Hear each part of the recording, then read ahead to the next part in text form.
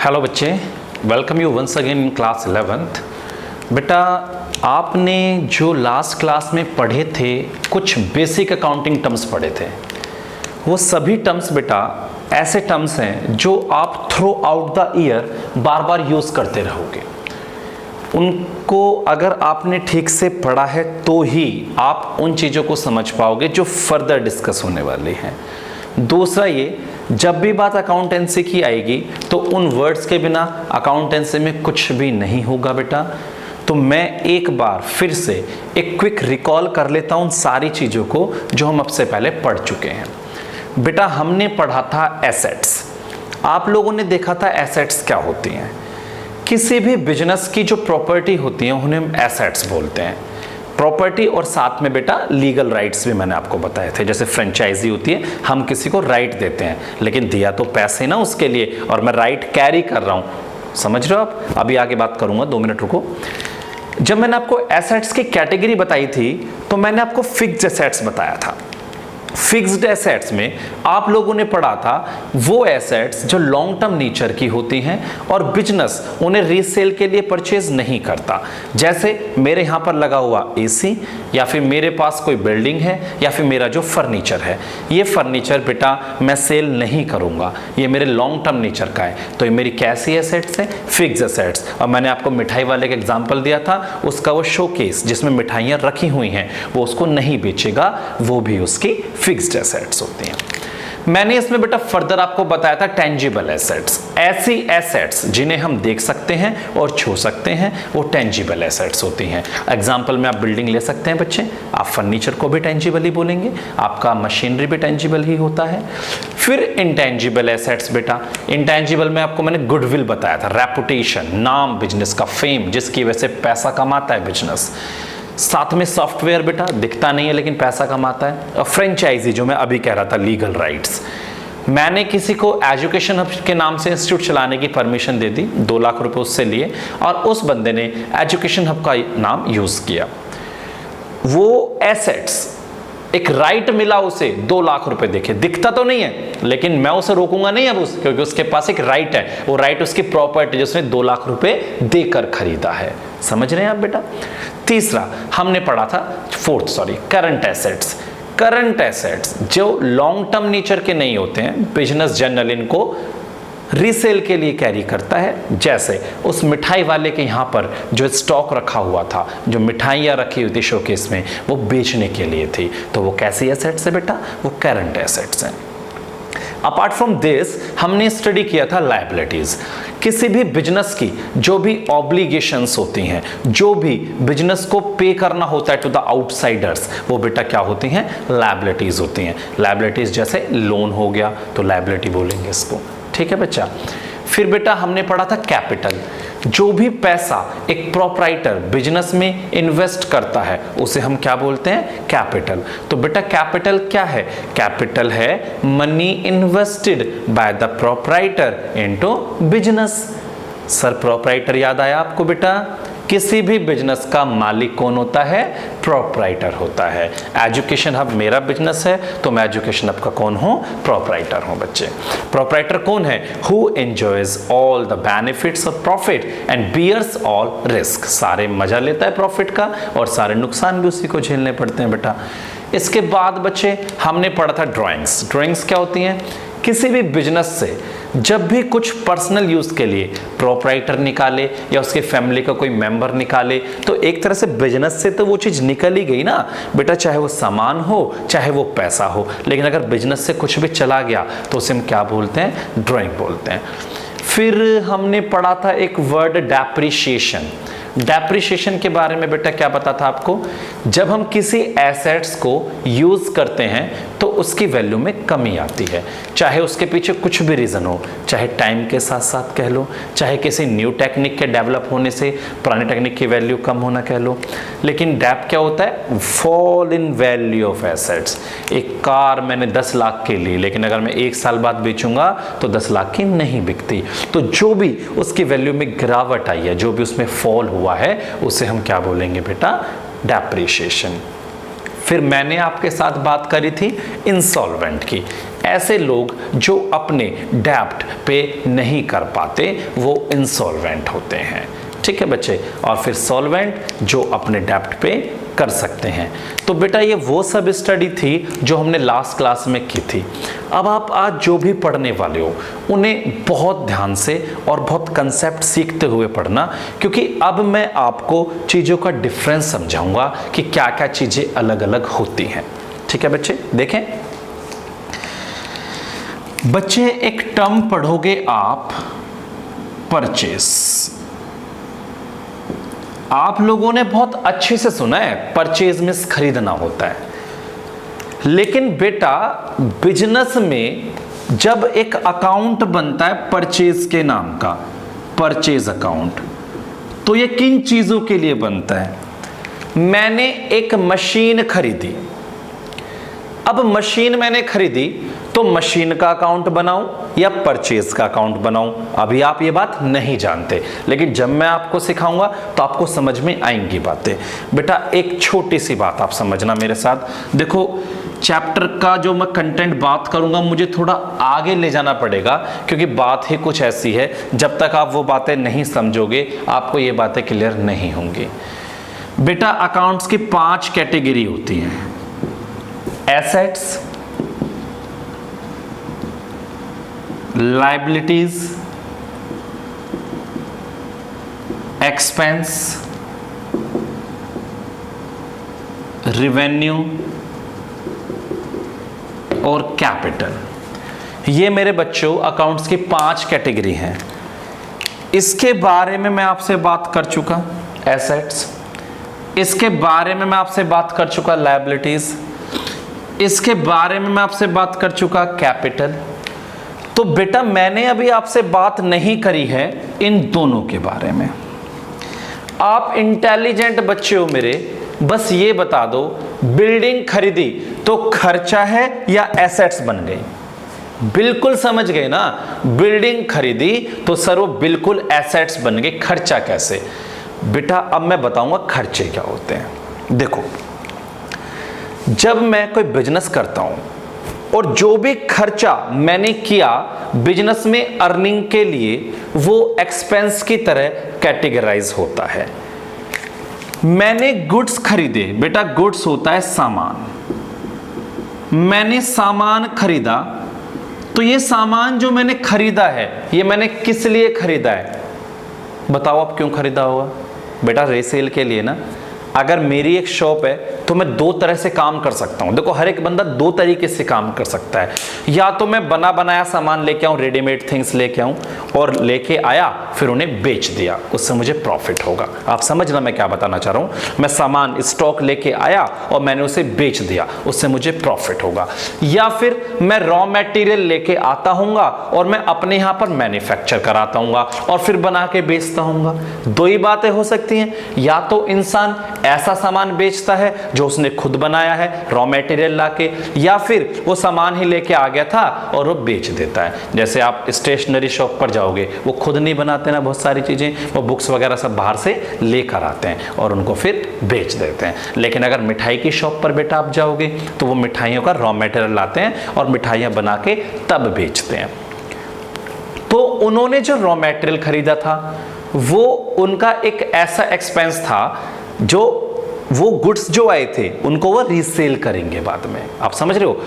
मेरी अगर स्टेशनरी की दुकान है और मैं कुछ लेकर आया बुक्स वगैरह बेचने के लिए तो वो एसेट्स नहीं बोलूंगा मैं उसको, इनडायरेक्टली वो एसेट्स होती हैं। लेकिन बिजनेस उन्हें एसेट्स में रिकॉर्ड नहीं करता। एसेट्स में वही चीजें रिकॉर्ड होती हैं जिनकी स्टेबिलिटी लॉन्ग टर्म के लिए जनरली मानी जाती है। ठीक है, तो अभी परचेज जो यहां पर आप ये पढ़ रहे हैं, तो परचेज टर्म कब यूज होता है? तो टर्म परचेज्ड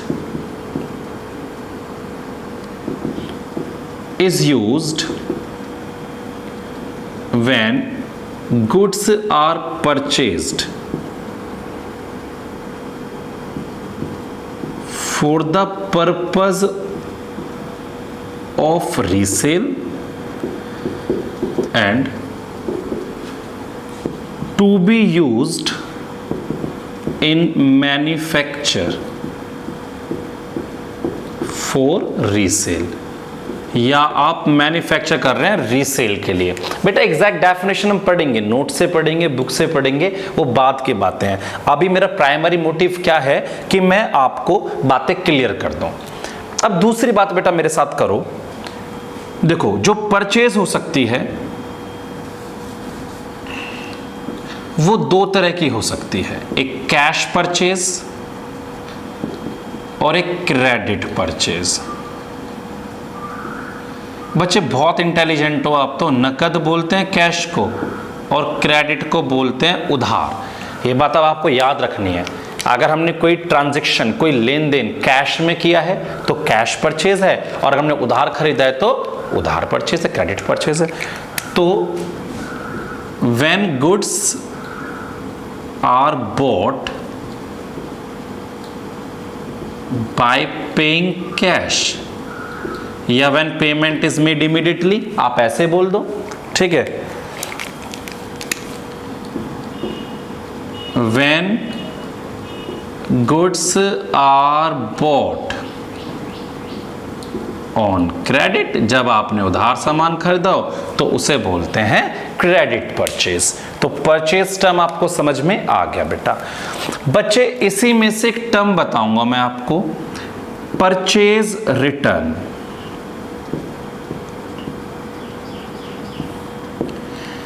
क्या कभी जिंदगी में आज तक ऐसा नहीं हुआ कि आपने कोई सामान खरीदा और वापस करने चले गए हों? मैंने तो बहुत किया है बेटा, और सभी के साथ होता है। अगर कोई सामान डिफेक्टिव निकल गया तो वापस कर देंगे, कभी कभी कोई चीज़ गलती से आ जाती है उसे भी वापस करके जाते हैं। तो परचेज रिटर्न कब यूज करोगे? The term purchase return is used when goods are returned to seller। अगर बेचने वाले बंदे को आपने गुड्स वापस कर दिए तो इसे किस में रिकॉर्ड किया जाता है? एक अकाउंट बनेगा बाद में अलग से परचेज रिटर्न के नाम का। बेटा परचेज रिटर्न का दूसरा नाम रिटर्न आउटवर्ड भी होता है। इतनी बात बेटा आपको समझ में आ गई होगी। अब इसी में से एक बात निकालते हैं बेटा। अगर मैं कैश में परचेज किया मैंने तो मेरे पास सामान आ गया, गुड्स आ गए, और मेरे पास से कैश चला गया, ठीक है। उसमें तो आदमी बराबर का हो गया कि भाई एक तरफ सामान आया, एक तरफ कैश गया। मैं आपको एक छोटी सी बात बताता हूँ। अगर जिन लोगों ने, बच्चों ने बुक खरीद ली है तो आप अपनी बुक का एक नाम देखेंगे, double entry book keeping. Book का नाम है डबल एंट्री बुक कीपिंग। बेटा डबल एंट्री कहती है कि जब भी अकाउंट्स में कोई लेन देन रिकॉर्ड होता है वो दो इफेक्ट रखता है, उससे दो चीज़ों पर फर्क पड़ता है। जैसे अभी जब मैंने गुड्स परचेज किए कैश में तो एक तरफ तो मेरे पास स्टॉक आया गुड्स का और दूसरी तरफ मेरे पास से कैश चला गया, तो दो इफेक्ट हुए। अगर बच्चे मैंने यही सामान उधार खरीदा होता तो क्या होता? बेटा गुड्स तो मेरे पास आ जाते, मान तो ये बात, तो स्टॉक तो घर पे ला के रख दिया, तो स्टॉक ला के रख दिया, किसी का देना कुछ है ही नहीं, खुश होऊंगा, नाचूंगा कि भाई सामान आ गया और ना पैसे दिए और ना देने। क्या ऐसा होगा? बिल्कुल भी नहीं होगा ना। आपके ऊपर एक ऑब्लिगेशन इंपोज हो जाएगी, एक बंदा आपका दुश्मन बन जाएगा। दुश्मनी तो होता है ना जो पैसे मांगता है हमसे। और जब आपने अगर मुझसे सामान खरीद लिया उधार, तो जिस टाइम उधार लेके गए थे उस टाइम तुम आपका दोस्त था, बड़ा अच्छा इंसान था मैं, और एक महीना हो गया, अगर आज मैं आपसे कह दूं भाई पैसे दे दो, मुझे गाली दोगे 4-5 तो अलग अलग से बढ़िया बढ़िया मीठी मीठी गालियां, और खुश हो जाओगे इसके तो पैसे मार लेने, अब कौन दे रहा है इसको पैसे। तो मैं पर्सन कौन हूं? आपका दुश्मन। और दुश्मन का नाम पता है क्या होता है अकाउंटेंसी में? क्रेडिटर बोलते हैं बेटा, क्रेडिटर। तो क्रेडिटर कौन लोग हैं बच्चे? क्रेडिटर वो लोग हैं जिनको हमें पेमेंट करनी है, जिनसे हमने सामान उधार खरीद लिया था, जो हमसे पैसे मांगने आएंगे, वो लोग कौन है? हमारे क्रेडिटर हैं। आप समझ गए एक वर्ड क्रेडिटर? बेटा मैं यहां से इसे हटाऊंगा क्योंकि मुझे जगह चाहिए और मैं वीडियो को बार बार पॉज नहीं कर सकता। तो एक वर्ड आ गया है आपका क्रेडिटर्स। हिंदी में बोलते हैं लेनदार। To whom we have to pay, जिनको हम पेमेंट करेंगे वो लोग कौन है? क्रेडिटर। इनसे we have purchased goods on credit, इनसे हमने उधार सामान खरीदा, इसलिए हमारे कौन बन गए? क्रेडिटर बन गए। तो बेटा मैंने आपको परचेज बताया, परचेज में आपको दो चीजें बताई, कैश परचेज, क्रेडिट परचेज। फिर मैंने आपको बताया कि अगर रिटर्न कर दिया किसी ने सामान तो परचेज रिटर्न, और मैंने आपको बताया क्रेडिटर कैसे बनेंगे। आपको इतनी बातें क्लियर हैं बेटा? आप यहां तक नोट करेंगे, हम आगे बढ़ते हैं। सो बच्चे परचेज के बारे में पढ़ने के बाद अब हमारा जो नेक्स्ट टर्म है वो है सेल्स। और मेरे बहुत सारे इंटेलिजेंट बच्चे समझ भी गए होंगे कि मैं अब उनसे क्या बात करने वाला हूं। बेटा the term sales is used when we sell goods which were purchased or manufactured with the purpose of resale। मेरे बच्चों जब मैंने बिल्डिंग खरीदी थी तो मैंने बिल्डिंग का जो खरीदना था वो कहां पर लिखा था? एसेट्स में। लेकिन जब मैं गुड्स लेके आया था तो जब मैं उसको लिख रहा था तो मैंने लिखा था किसमें? परचेज में, क्योंकि वो गुड्स मुझे बेचने थे। अब आप एक बात बताओ, बिल्डिंग को बेचने से आपकी कमाई होगी क्या? देखो प्रॉफिट पॉइंट से मत सोचना, जनरली आप वैसे कंसिडर करो, जो बिल्डिंग आप बेच रहे हो, जो आपने कभी बिजनेस चलाने के लिए खरीदी थी, क्या वो आपका बिजनेस मतलब आपका काम है बिल्डिंग बेचने का? आपका काम बिल्डिंग बेच के प्रॉफिट कमाना है या गुड्स बेच के प्रॉफिट कमाना है? सर हमारा काम तो ये काम है, हम तो बिल्डिंग तो हमने इसलिए खरीदी थी कि यहाँ पे बिल्डिंग में बैठ के काम करेंगे। काम तो हमारा सामान बेचने का है ना, बिल्डिंग बेचने का थोड़ी ना है। जब बिल्डिंग खरीदते टाइम परचेज में नहीं लिखी तो बेचते टाइम सेल में कैसे लिख दोगे? सेल केवल उस चीज के लिए यूज होगा जो आपका काम है, या तो आप गुड्स बेचते हैं या आप सर्विस बेचते हैं। बेटा अगर मैं गुड्स बेचता हूं तो सेलिंग गुड्स, और सर्विस दे रहा हूं तो रेंडरिंग सर्विसेज। मैं मार्केट में सर्विसेज बेचता हूं, मैं टीचिंग के सर्विसेज देता हूं और सर्विसेज सेल करके पैसा कमाता हूं। ठीक है, तो सेल कब यूज होती है? The term sale is use when we sell goods which were purchased और manufactured with the purpose of free sale. या तो मैं परचेज करके लाया बेचने के लिए, या रॉ मटेरियल लेके आया मैंने मैन्युफैक्चर किया और फिर उसको बेच दिया। तो आप समझ रहे हैं वाली बात? तो this is your sale term बेटा। बच्चे ये भी दो तरह की होती है।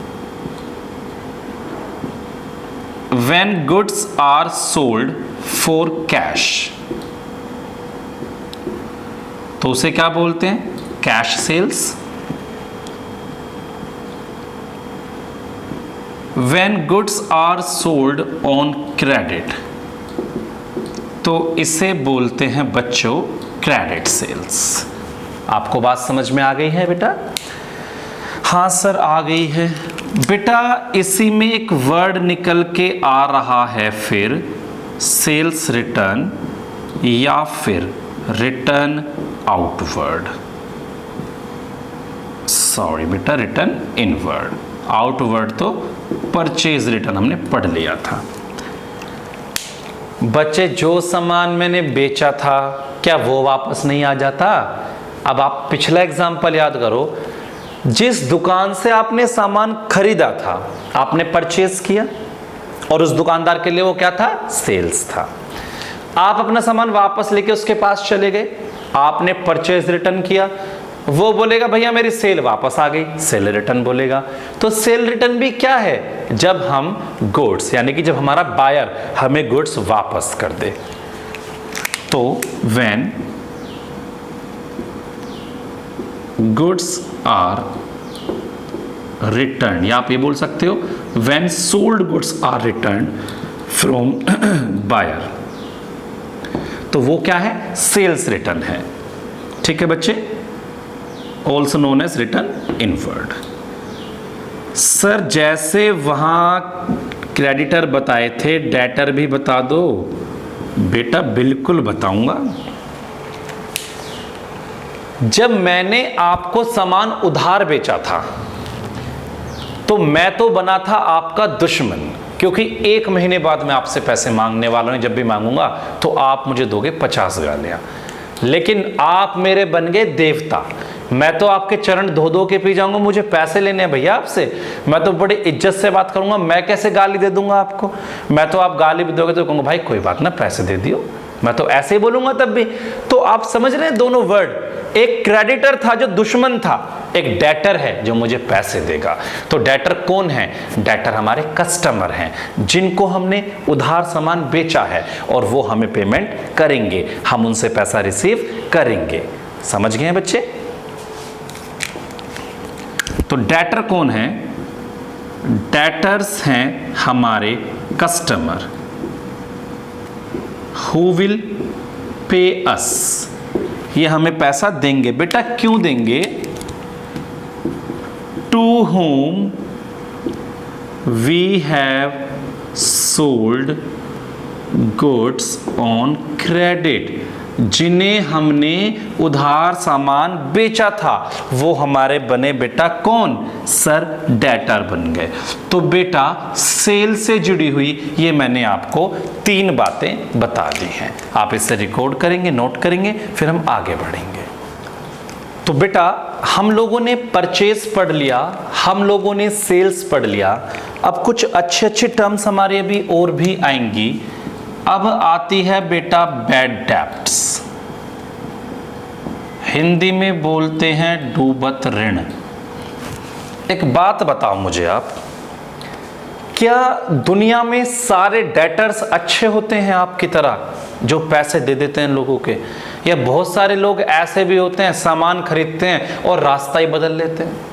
होता होगा ना ऐसा, उधार लेकर बहुत सारे लोग भाग जाते हैं और पैसे नहीं देते हैं। तो बिजनेस को ऐसे कंडीशन में लॉस होता है बेटा। तो इस लॉस को बिजनेस किस नाम से लिखेगा?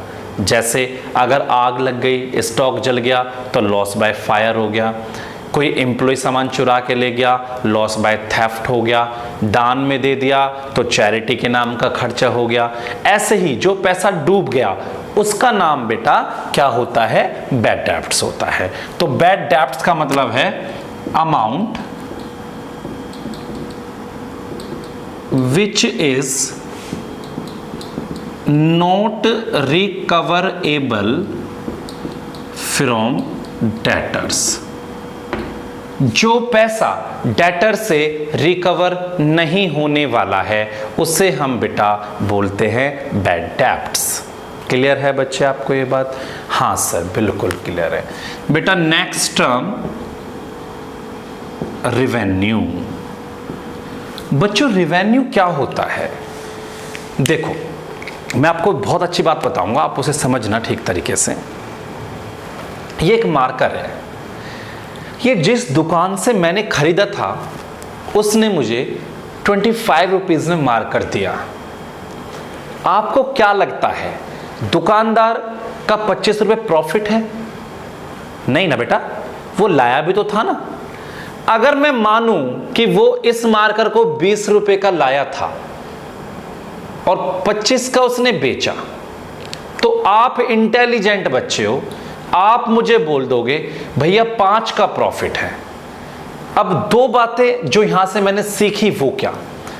जो मैंने 20 रुपए खर्च करे थे इस पे उस टाइम पर, बेटा ध्यान देना मैं क्या बता रहा हूं, वो तो क्या है? परचेज की थी मैंने 20 की। आप समझ रहे हो ये बात? परचेज की थी मैंने 20 की। मैंने आपसे क्या बोला था?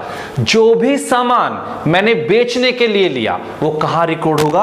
परचेज में रिकॉर्ड होगा। तो मैंने परचेज करी 20 की, अब मैंने बेच कितने में दिया?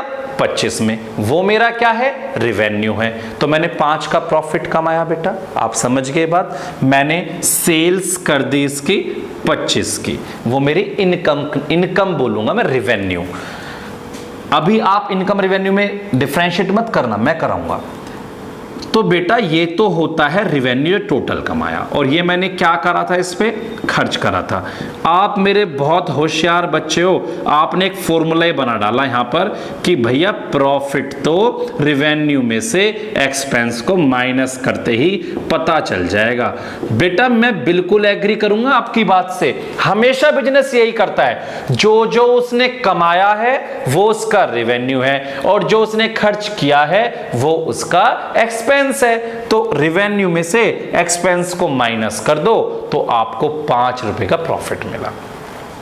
तो रेवेन्यू क्या है? रेवेन्यू प्रॉफिट नहीं है, रेवेन्यू तो टोटल कमाई है, उसमें से खर्चे निकालो तो प्रॉफिट है। तो मैं अगर आपको रेवेन्यू की डेफिनेशन दूं तो क्या बोलूं? Revenue is the amount earn by selling commodity या फिर goods and services. Goods and services को बेचकर जो मैंने अमाउंट कमाया वो मेरा रेवेन्यू है। और प्रॉफिट बेटा आप समझ ही गए हैं, कोई दिक्कत तो नहीं है बेटा। अगला टर्म बच्चे हम बैड डेब्ट्स हो गया, रेवेन्यू हो गया। नेक्स्ट टर्म हम ले लेते हैं यहां पर गेन। बच्चे प्रॉफिट भी ले सकता हूं, प्रॉफिट की अब क्या ही डेफिनेशन बताऊं मैं आपको पता ही है, excess of revenue over expense, है ना। मैं अगर यहां लिखूं प्रॉफिट के बारे में तो प्रॉफिट क्या है? Excess of revenue over expense. Expense से कितना ज्यादा है रेवेन्यू, वही अमाउंट हमारा प्रॉफिट है। बच्चे अभी आप कॉमर्स के स्टूडेंट नहीं है तो शायद गेन और प्रॉफिट आप सेम बात समझते होंगे, गेन हो गया, लेकिन बिजनेस में दो अलग अलग बातें होती हैं। प्रॉफिट वो अमाउंट है जो मैंने अपने नॉर्मल कोर्स ऑफ बिजनेस में कमाया है, और बेटा गेन कुछ अलग चीज है, मैं आपको बताता हूं। ये मेरी एक एसेट्स है, 6 साल पहले मान लेते हैं मैंने 5 लाख की खरीदी थी। बेटा मार्कर को मैं कुछ और मान रहा हूं, आप कुछ और मान लेना। 6 साल पहले मैंने 5 लाख की खरीदी थी।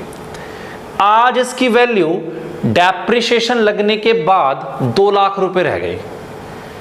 लेकिन मेरी थोड़ी सी मार्केट में इज्जत है, कुछ लोग आए कह रहे यार मार्कर निशांत भैया ने यूज करा है, 10-20 हज़ार रुपये दे दो, कोई दिक्कत नहीं, लक्की हैं हम, उनके हाथ का मार्कर मिल रहा है। जैसे सचिन तेंदुलकर के ग्रब्स करोड़ों में बिक रहे हैं, ऐसा था ना। तो ऐसे ही एक बंदा आया, इस 2 लाख के मार्कर के मुझे बोला भैया आप 2,20,000 रुपये लो। तो मेरी तो बल्ले बल्ले हो गई, मैंने कितना फालतू कमा लिया, 20,000 रुपया। क्या बेटा 20,000 मेरा प्रॉफिट है? बिल्कुल भी नहीं है बेटा, वो मेरा गेन है, क्योंकि वो मार्कर बेचना मेरा काम नहीं है। कल को अगर मैं अपना घर बेच दूंगा, मेरी बिजनेस की बिल्डिंग बेच दूंगा, अब सीधी सी बात है बिजनेस की लैंड एंड बिल्डिंग में बेचूंगा तो ज्यादा पैसे तो मैं कमाऊंगा, लेकिन क्या वो प्रॉफिट है? नहीं जी, वो तो गेन है, वो मेरा नॉन रूटीन बिजनेस है। तो गेन क्या होता है? गेन क्या होता है? एक्सेस अमाउंट अर्न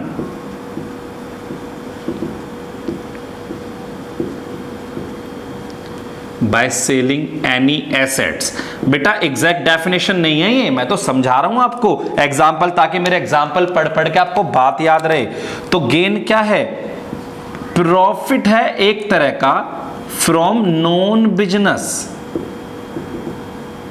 ट्रांजैक्शन, जो हमारे बिजनेस के लेन देन नहीं है उनका प्रॉफिट है गेन।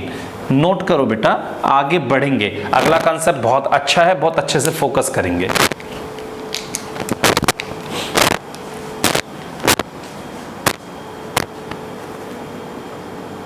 तो बेटा लास्ट टर्म है हमारे आज के टॉपिक मतलब आज के क्लास की, क्योंकि बहुत ज़्यादा मैं अभी 11th क्लास में हूँ, आप बहुत ज़्यादा एक साथ नहीं लूँगा बर्डन आपके ऊपर, आप थोड़ा थोड़ा सा बढ़ो, वैसे भी आपकी पढ़ाई तो एग्ज़ाम के बाद ही स्टार्ट होनी है।